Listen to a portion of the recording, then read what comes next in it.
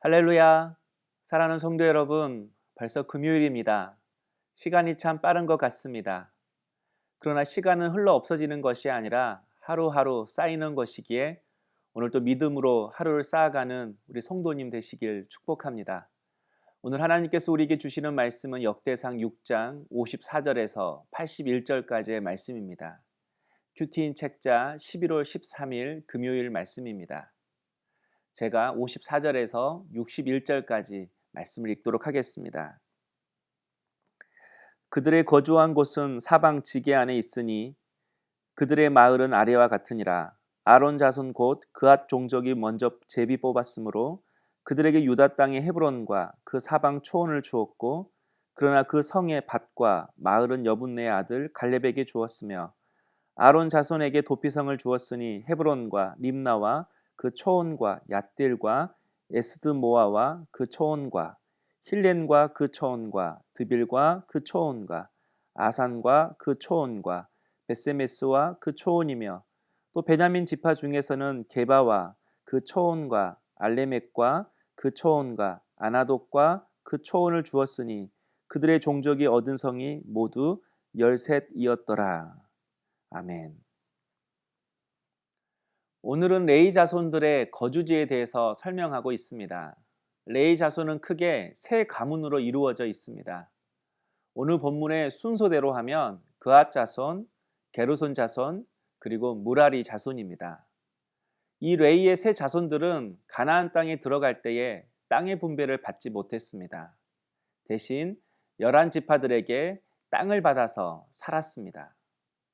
오늘 큐티인 책자 오른쪽 상단에 보면 모두 48개 성읍과 6개 도피성, 다 합쳐서 54개의 성읍으로 흩어져 살게 되었습니다.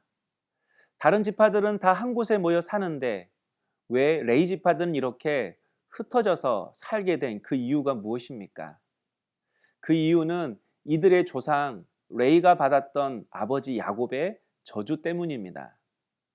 야곱의 딸 디나가 세겜 족장으로부터 겁탈을 당하는 사건이 일어났을 때 시므온과 레위가 아버지의 허락도 없이 복수를 했기 때문입니다. 그때 가문이 멸절당할 뻔했습니다. 그때 창세기 49장 7절에서 아버지 야곱이 이렇게 이야기합니다. 내가 그들을 야곱 중에서 나누며 이스라엘 중에서 흩으리로다. 흩어진다는 것은 단지 사람만 흩어진다는 것이 아닙니다. 가정이 흩어지고 물질이 흩어지고 건강이 흩어진다는 그런 뜻입니다. 바로 이것이 분노와 혈기가 가져다 주는 열매입니다.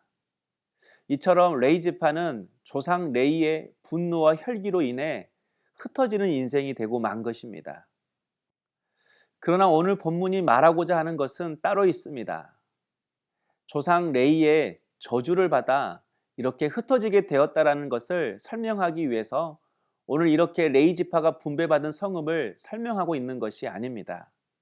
이들이 이렇게 흩어져서 말씀을 가르치고 민족을 위해 기도하고 하나님의 뜻을 영적으로 분별해 주는 제사장 지파가 되었다. 이것을 설명하기 위해 기록하고 있는 것입니다. 칼과 폭력으로 자신의 언어를 표현했던 그들의 손이 이제는 말씀의 책장을 넘기고 기도하는 손으로 바뀌게 되었다는 것입니다. 성도 여러분, 레위 지파가 어떻게 이렇게 바뀔 수 있었을까요? 바로 출애굽기 32장에 나오는 그들의 헌신 때문이었습니다. 모세가 하나님으로부터 십계명을 받는 동안 산 아래는 금송아지를 섬기고 있었습니다. 그때 모세의 명을 받고 우상 숭배에 가담했던 자들을 심판한 지파가 있었는데 바로 그 지파가 레위 지파입니다. 그때 모세가 나의 말에 순종했다 이렇게 말하지 않고 여호와께 헌신했다 이렇게 표현합니다. 하나님을 향한 헌신이 흩어짐의 저주를 흩어짐의 축복으로 바꾼 것입니다. 성도 여러분, 헌신은 결코 손해가 아닙니다. 헌신은 하나님의 사랑을 경험한 사람만이 할 수 있는 특권이요 은혜입니다.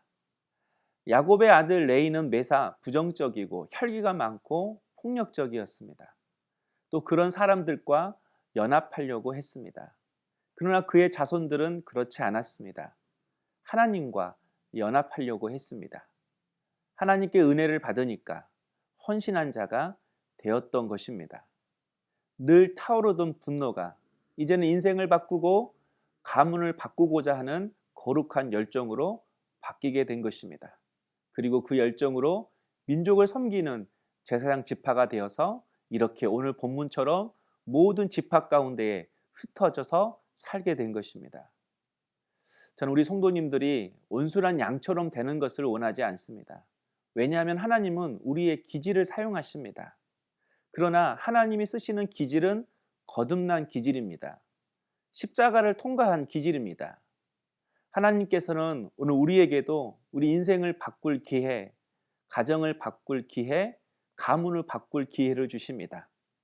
흩어짐의 저주가 흩어짐의 축복으로 바꾸어지기를 원하신다는 것입니다. 바로 그 답은 우리의 기질이 하나님 손에 잘 다듬어지고 하나님께 헌신하는 삶을 사는 것입니다. 마지막으로 한 가지 더 살펴볼 것은 본문의 해설을 도움을 받아서 본문 구조를 살펴보면 아론 가문은 유다와 베냐민 지파 땅에서 모두 13개의 성읍을 할당받습니다. 그리고 그앗 자손은 요단 서편의 므낫세 반지파에게서 10개의 성읍을 받습니다. 게르손 자손은 이사갈, 아셀, 납달리, 요단 동편의 므낫세 반지파에게서 13개의 성읍을 할당받습니다. 마지막으로 무라리 자손은 르우벤, 갓, 스불론 지파에게서 12성읍을 할당받습니다. 제가 이 말을 자세히 하는 이유는 유다 지파가 다른 지파들에 비해서 많은 성읍을 레위 자손에게 주었다는 것입니다. 그 이유가 무엇일까? 아주 간단합니다. 가나안 땅 분배 지도를 살펴보면 유다 지파가 다른 지파들에 비해 많은 땅을 분배받았기 때문입니다. 그런데 유다 지파는 아까워하지 않았습니다. 어떻게 알 수 있는가?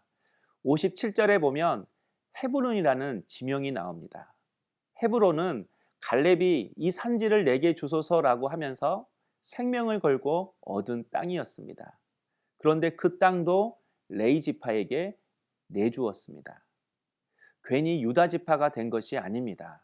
괜히 주권자가, 메시아가 유다 지파에서 나온 것이 아닙니다.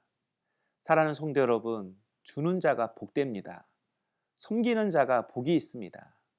예수님께서도 주라 그리하면 너희에게 줄 것이니 곧 후히되어 누르고 흔들어 넘치도록 너희에게 안겨주리라 이렇게 말씀하셨습니다. 성도는 세상에서 인색하면 안 됩니다. 자신만 생각해서도 안 됩니다. 작은 것이라도 따뜻한 차 한 잔 살 수 있는 그런 사람이 될 수 있어야 합니다. 연약한 사람들을 헤아릴 수 있는 그런 관용의 사람이 될 수 있어야 합니다.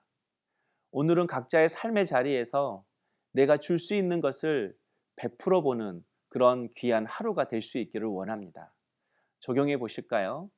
다듬어져야 할, 십자가를 통과해야 할 나의 기질은 무엇입니까?